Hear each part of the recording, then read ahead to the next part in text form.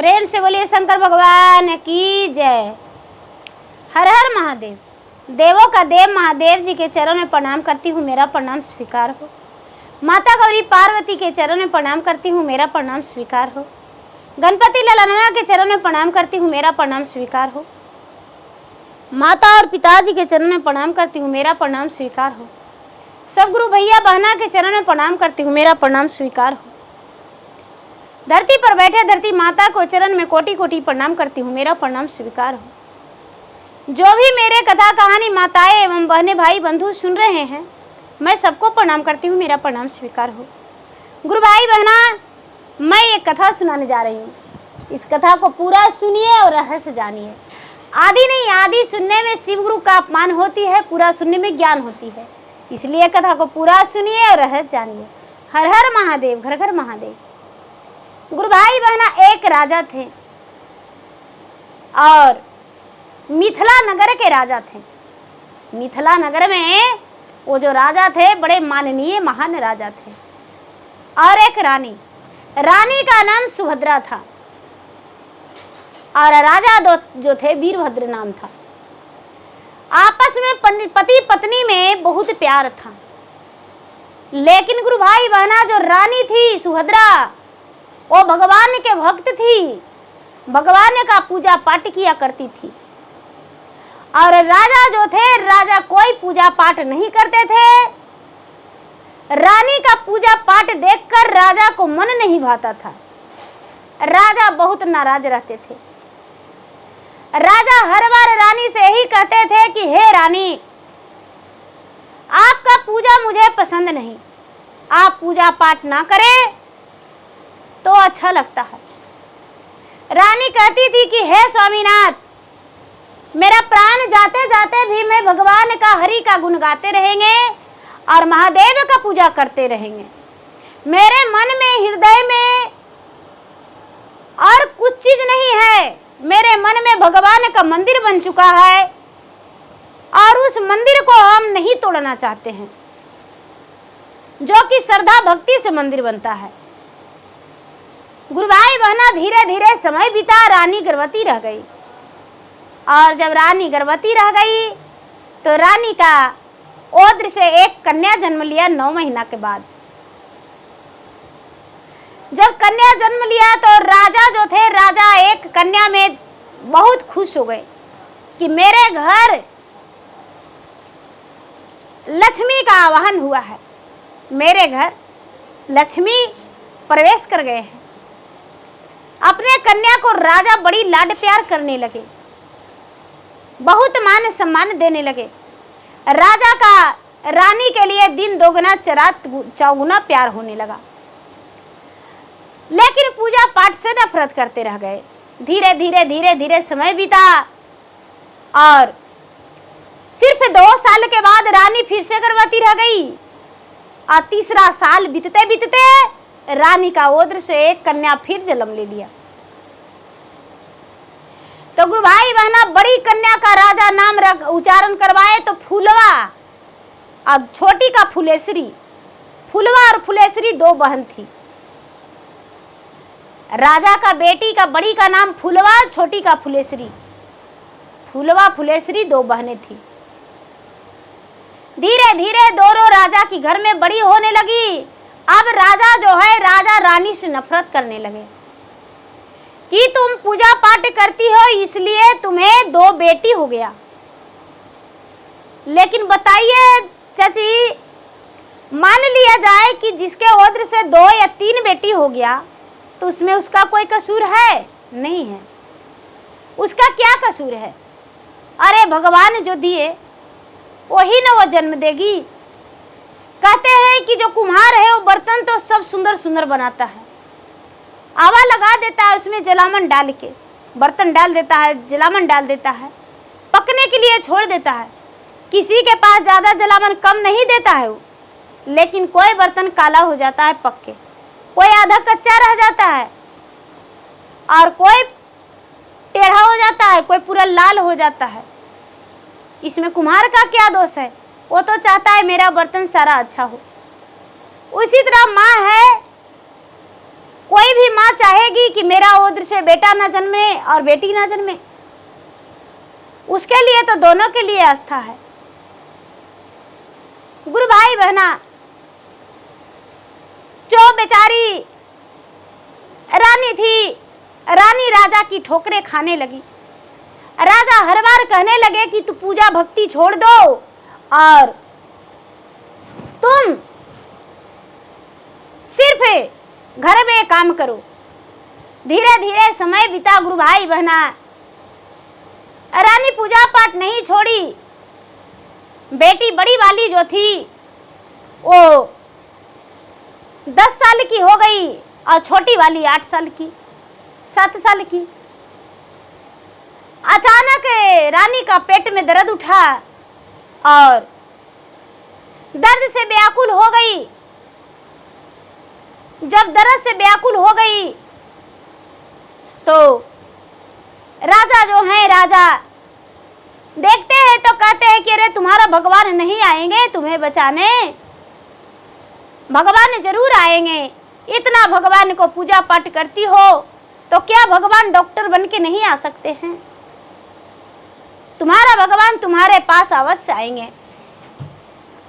गुरु भाई बहना, राजा जो है, राजा अपने पत्नी के इलाज के लिए डॉक्टर को नहीं बुलाए, सुभद्रा को कोई इलाज नहीं करवाए और बेचारी तड़प तड़प के, कलट कलट के इस दुनिया से चल बसी। बीमारी बढ़ता गया। शायद भगवान उसे क्या बीमारी दे दिए जो कि वो अपना दम तोड़ दी। दोनों बेटियां रोने लगी। दोनों बेटियां रोने लगी। जो राजा है वो कहते हैं कि चिंता मत करो, हम तुरंत दूसरी विवाह करके ले आएंगे इस घर में और तुम्हारी माँ आ जाएगी। दोनों बेटियां कहती है कि पिताजी, और मेरी माँ कैसे हो सकती है? वो तो सौतेली माँ होगी, क्या मुझे लाड प्यार देगी? राजा कहते हैं अवश्य देगी, क्यों नहीं देगी। धीरे धीरे समय बीता गुरु भाई महीना, 1 से 2 महीना बीता। राजा साहब तनिक भी देर नहीं किए, एक अच्छी सी लड़की देखकर राजा विवाह कर लिए। राजा के घर नई नवेली पत्नी आ गई। जब राजा को देखती तो अपने बेटी से बड़ी प्यार करती थी, बहुत लाड प्यार करती थी, बेटी को खाना देती थी। और जब राजा अपने काम में चल जाते थे तो दोनों बेटी को झाड़ू से, बढ़नी से, डंडे से जैसे भी पाती थी वैसे बहुत मारती थी और घर की नौकरानी की तरह घर के सारा काम सौतेली माँ करवाती थी और अपने चुपचाप हुक्म जगाती थी। धीरे धीरे समय बीता गुरु भाई बहना, 2 वर्ष 3 वर्ष बीत गया। 2 वर्ष 3 वर्ष बीत गया। अब कहती है कि जाओ तुम गाय चराने जाओ, गोबर लाने जाओ, घास लाने जाओ। राजा की बेटी कहती है कि भला मैं गाय चराने जाऊं? राजा की बेटी हूं, गौआ चराने नहीं जा सकते। गुरु भाई बहना, रानी बहुत मारपीट की दोनों बेटी के और मारपीट करके और उसके बाद कहती है कि गौआ चराने नहीं जाएगी तो खाना तुम्हें नहीं देंगे। बेचारी फुलवा जो बड़ा थी कहती है माँ तुम्हें जो करना है वो कर लो, लेकिन हम गौआ चराने नहीं जाएंगे। फुलेसरी है वो कहती है कि जब दीदी मेरा नहीं जाएगी तो हम भी नहीं जाएंगे। धीरे धीरे समय बीता गुरु भाई बहना। जब समय बीता तो वो सियाना हो गई, बड़ी हो गई। अब आपस में जो दूसरी माँ है वो अपना पति से कहती है कि ये जी दोनों बेटी बड़ी हो गई, अब क्या करें? दोनों बेटी के तिलक दहेज दे के बियाह करना पड़ेगा और दोनों के बियाह करने में हम कंगाले बन जाएंगे। क्या करें बताइए? राजा कहते हैं कि एक आध को गरीब घर के लड़का देख के ब्याह कर देंगे। कहते हैं अच्छा ठीक है, इसका उपाय हम लगा देंगे। राजा जो है ड्यूटी पर चले गए अपना कामकाज में दीदी, और रानी क्या करती है कि दोनों बेटी को मारती है, मार के और उसके बाद अपने दीवार में सर पटक के हल्का सा चोट लगा लेती है, सिर पे रंग उझल लेती है।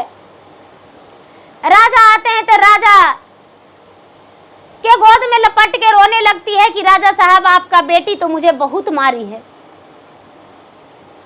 राजा गुस्से में अपने दोनों बेटी को घर से निकाल देते हैं। गुस्से में दोनों बेटी को रात के समय में निकाल देते हैं। अब दोनों बेटी फुलवा फुलेश्वरी सोचती है कि हे भगवान, अब मुझे पिताजी रात में निकाल दिए, अब हम कहाँ जाएं। जाके एक महादेव का मंदिर था, रोज जहां उसकी माँ पूजा करती थी, महादेव से कहती है कि हे महादेव जी, मेरे माता पिता तो मुझे घर से निकाल दिए। अरे माता के तो आप छुनिए लिए, और मेरे पिताजी जो हैं वो घर से निकाल दिए हैं, तो अब हम कहाँ जाए, आप ही रास्ता दिखाइए। अब आज हमको भूख लगा हुआ है, दिन में माँ खाना नहीं दी थी, रातों में भूखले हैं, तो आप क्या खाएं। गुरु भाई बहना इतना ही में जो फुलवा थी उसको नजर पड़ गया कि अरे भगवान का मंदिर में बेल चढ़ा हुआ है। मंदिर के हाथ बढ़ा के गुरु भाई बहना, जंजीर जो ऐसे रहता है तो उसमें हाथ लफा के और बेल निकाल के और तोड़ के और दोनों बहन बेल खा ली। बेल खा ली और सोचती है कि रात तो कट गया, बहन सवेरे होगा तो निकल जाएंगे। दोनों बहन सवेरे हुआ तो अपना निकल गई किसी रास्ते निकल गई। चलते चलते चलते चलते चलते चलते चलते चलते सांझ हो गया। जब सांझ हो गया गुरु भाई बहना, तो दोनों बहन कहती है कि ये जंगल है, और जंगल में कहाँ जाएंगे रात्रि में, कहाँ जाएंगे, क्या करेंगे। और हम दोनों बहन हैं, कोई भी लोग मुझ पे गलत नजरिया डालेगा तो हम क्या करेंगे। गुरु भाई बहना, दोनों बहना एक वृक्ष के नीचे सो जाती है। एक वृक्ष के नीचे सो जाती है तो एक तोता एक मैना है वृक्ष पे के डाली पे अपना घोंसला में।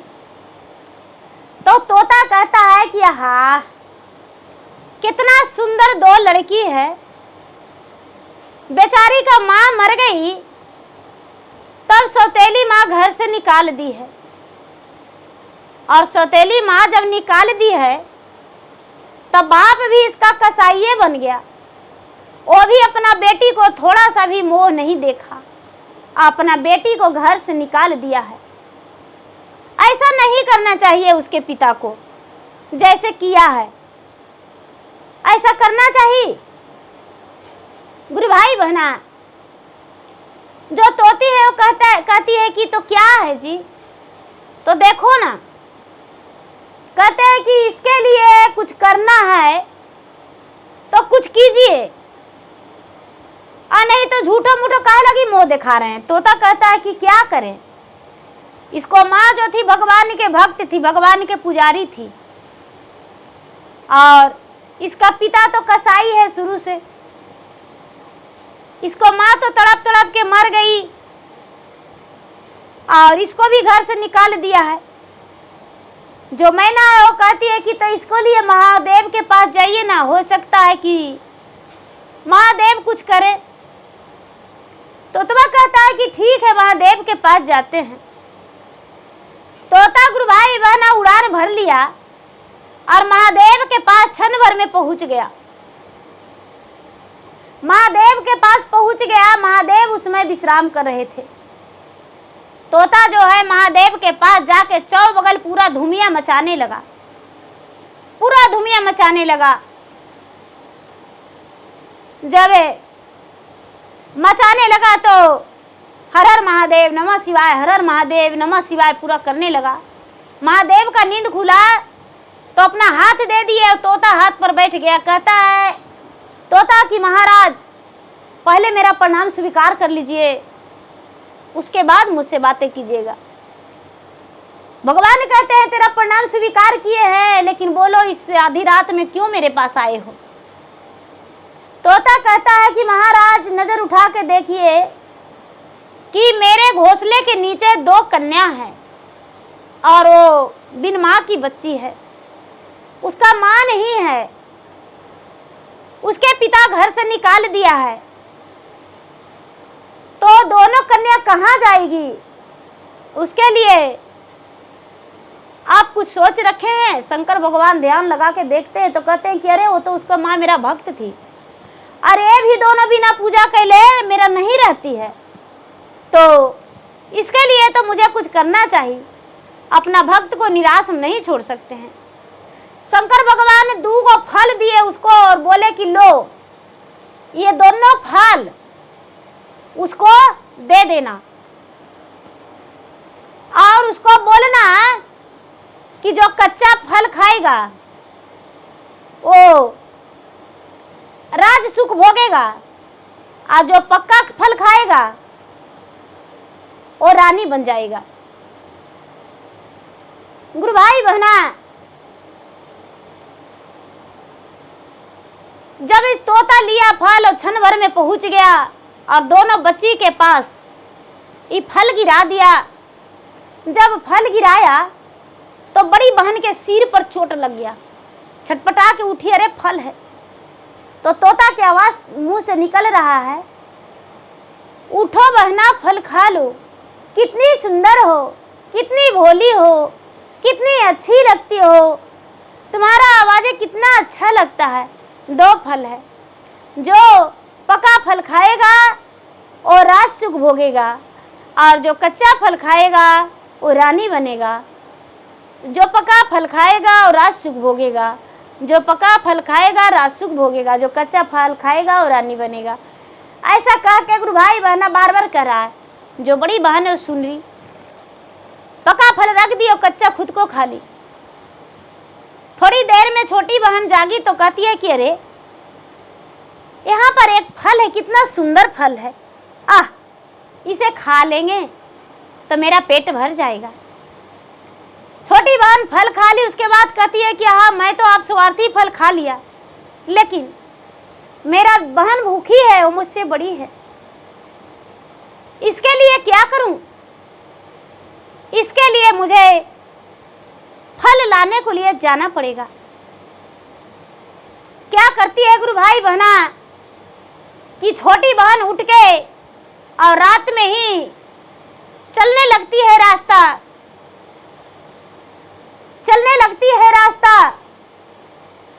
चलते चलते चलते चलते चलते चलते चलते चलते चलते चलते बहुत दूर चल जाती है, बहुत दूर चल जाती है, इतना दूर चल जाती है, इतना दूर चल जाती है कि जिसका कहना नहीं। जंगले जंगल मिलता है, जंगले जंगल मिलता है और जा रही है जा रही है जा रही है, उसका कुछ समझ में नहीं आ रहा है। चलते चलते चलते चलते चलते शाम हो जाता है। दीदी छोटी बहन की कहानी मैं पहले बताती हूँ, बड़ी बहन की भी बताऊंगी। तो उसको शाम हो जाता है, एक वृक्ष के नीचे बैठ जाती है, एक वृक्ष के नीचे बैठ जाती है और भगवान से आराधना करती है कि मैया जे मर लई रामा आ बाबू के काराना माजी अपरी गेले दुखवा हजार जी बाबू जे बनलन रामा मोरो नेरा दाइया जी अधिहलाना घर से नी अरे पूर्वो ना सूझई रामा आ पश्चिमो ना सूझे अरे जई में कवाना ओ राजी। गुरु भाई बहना बेचारी कहती अब कहाँ जाए, शाम का समय हो गया है। एक रानी का डोली आ रहा था, एक रानी का डोली आ रहा था गुरु भाई बहना, और 4 कहार थे। राजा आगे आगे घोड़ा से चल रहे थे और रानी जो थी, रानी डोली में थी। रानी सुनी तो कहार से कहती है कि हे कहार भैया, थोड़ा सा मेरा डोली बिलमा दो, लगता है किसी मनुष्य का आवाज है। कहार भैया कहते हैं कि हे रानी साहब, शाम हो चुका है, रात्रि होने वाला है और इस जंगल में, इतना घना घोर जंगल में मुझे डर लगता है, आपके डोली रखें और कोई ऐसा भालू सियार आके मेरा प्राण ले लेगा, इसलिए नहीं, हम डोली नहीं रखेंगे। गुरु भाई बहना रानी जो है राजा से भी बोल के घोड़ा रुकवा दी और अपना भी डोली रुकवा दी ब्रिज के सामने। देखती है कि एक छोटी सी लड़की 10-12 साल की वहां पर बैठी हुई है, बैठी हुई है। अरे उस लड़की को देखकर उसका सूरत जो था बड़ी अनमोल था। रानी जो थी, इसका ब्याह का 12 वर्ष हो गया था, लेकिन एक को बाल बच्चा नहीं था। रानी कहती है कि बेटी तू कौन हो, कहां जा रही हो? फुलेश्वरी कहती है कि हे रानी साहब, मैं दुख का मारा हूं, मैं भी एक राजा का बेटी हूं, मेरे माँ मर गई और मेरे पिताजी दूसरा विवाह कर लिए। हम 2 बहनें हैं, एक बहन मेरा पीछे रह गई है और बहन के लिए हम फल ढूंढने जा रहे हैं, फल भी नहीं मिला, रास्ता भी भटक गए, मेरा बहन भी नहीं मिली। रानी कहती है कि बेटी मेरे घर चलेगी, हम अपना पुत्री बना के रखेंगे, लेकिन ये जो राजा साहब है इनको पिता कहना पड़ेगा और मुझे माँ कहना पड़ेगा, और राज में सबसे बताना होगा कि हम नानी के घर थे इतना दिन से। राजकुमारी बेचारी सोचती है कि इससे बड़ा सौभाग्य क्या हो सकता है। गुरु भाई बहना रानी के हाथ पकड़ के डोली में बैठ गई। राजा अपने पुत्री बना के उसे लेकर चले गए। राजा अपने पुत्री बनाकर लेकर चले गए।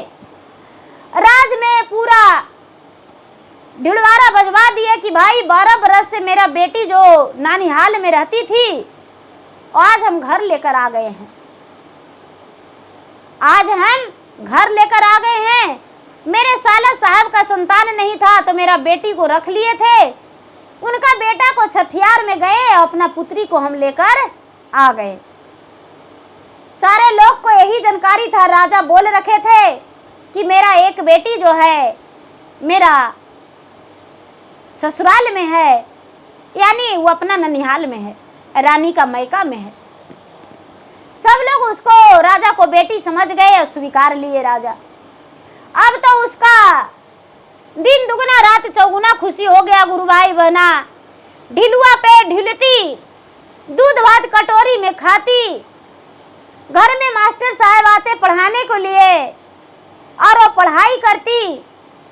अब तो अपना माँ को भी बहुत सेवा करती, रोज पाँव दबाती, उन्हें खाने का ख्याल रखती। अब उसका माता पिता जैसा मतलब बिल्कुल मान सम्मान मिल गया।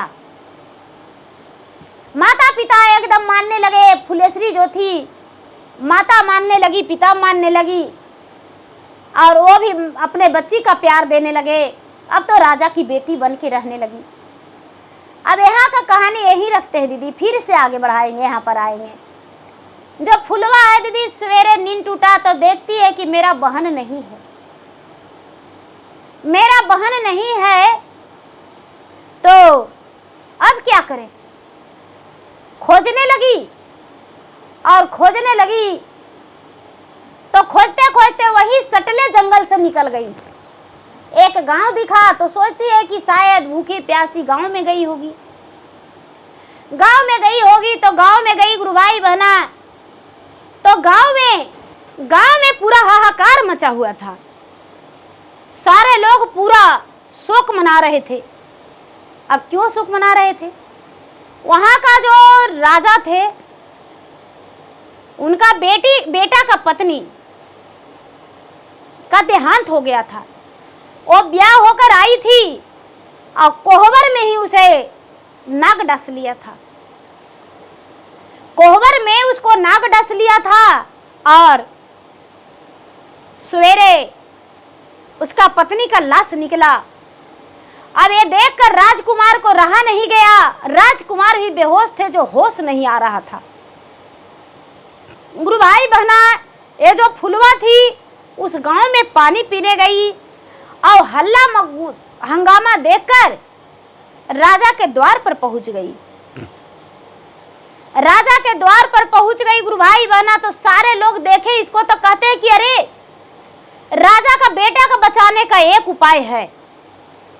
अरे जो हुआ सो हुआ राजा साहब, ये जो लड़की आई है सो आपकी बहू में के सूरत हूबहू मिलता है।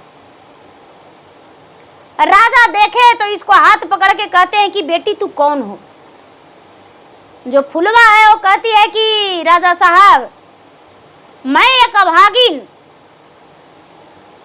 बिन मां की बच्ची हूं, जो कि मुझे पिताजी घर से निकाल दिए हैं। मैं राजा का बेटी हूं।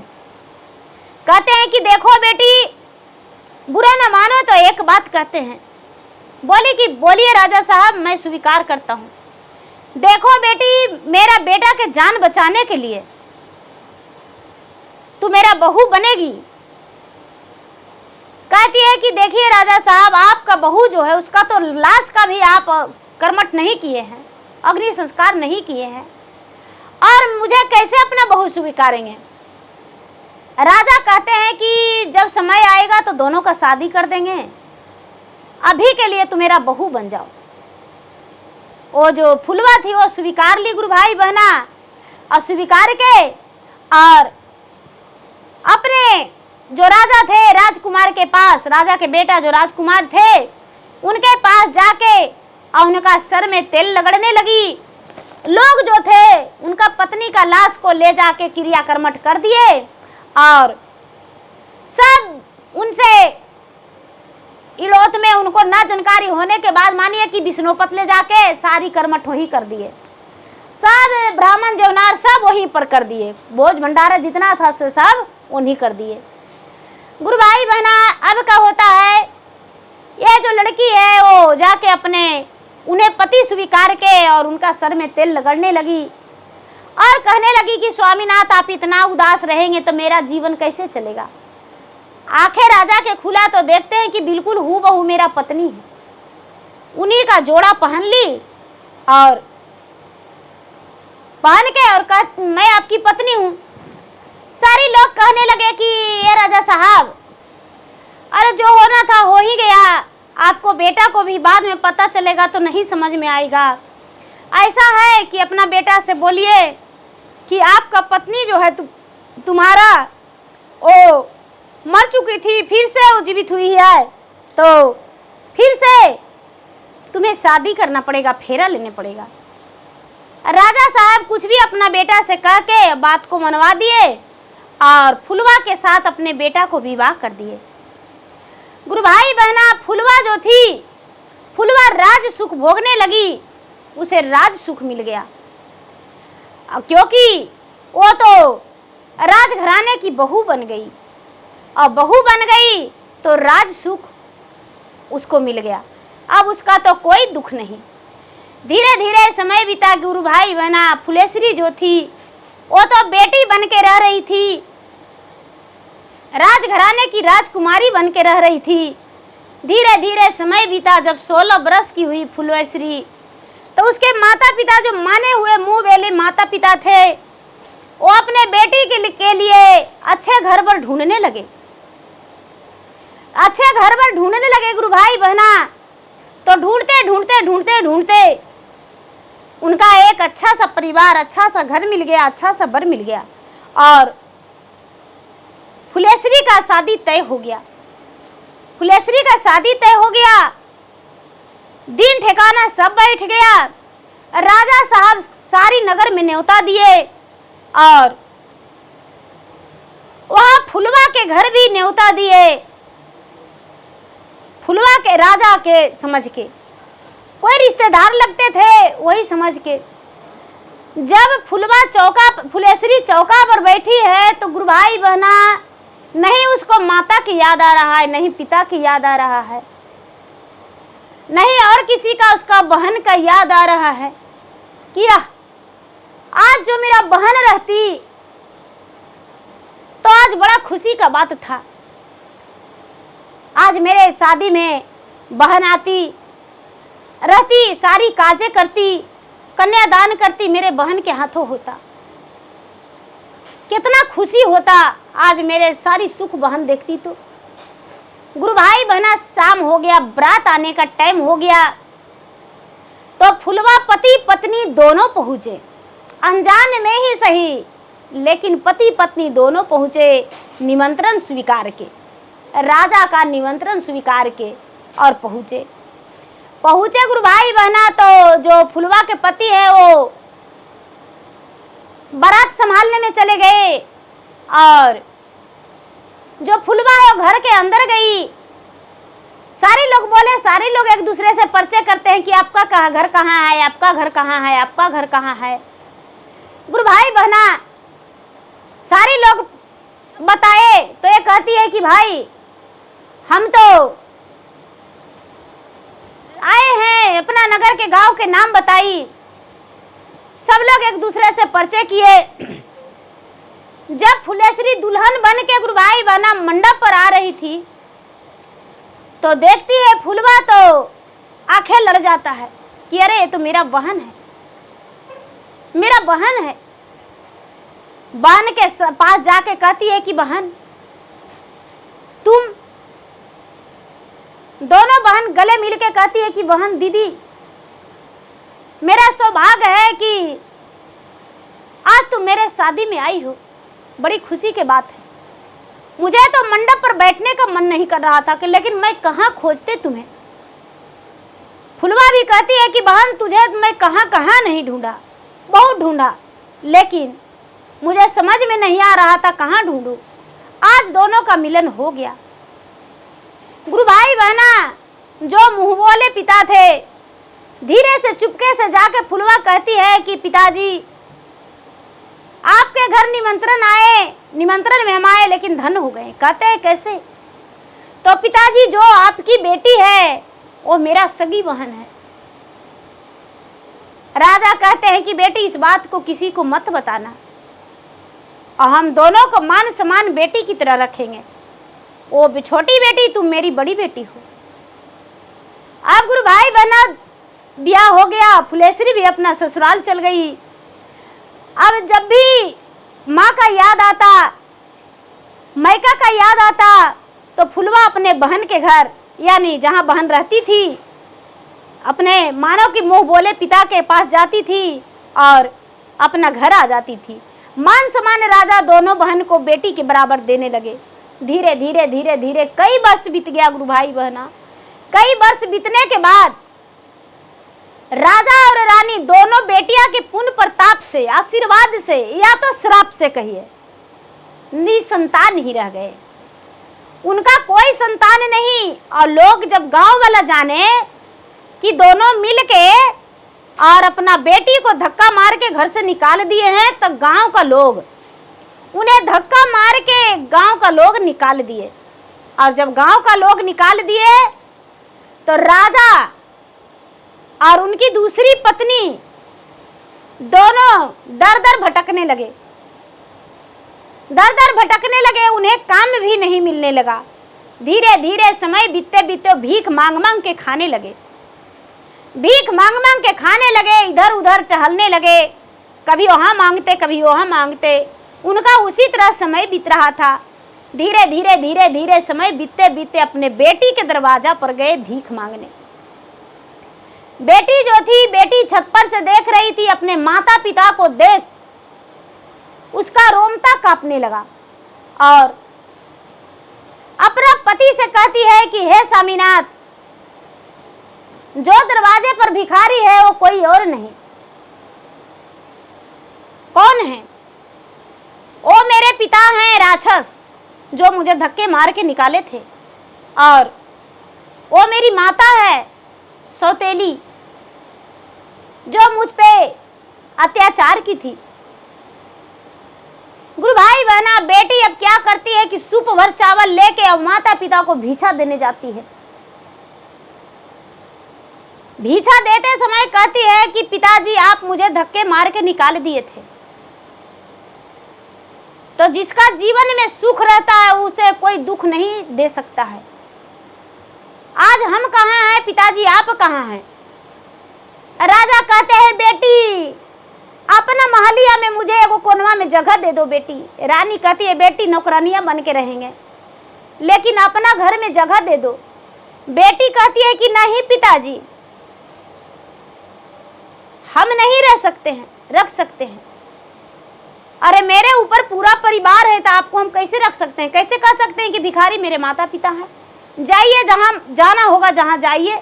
तो छोटी बहन कहाँ गई, तो उसका भी पता हम आपको नहीं बता सकते।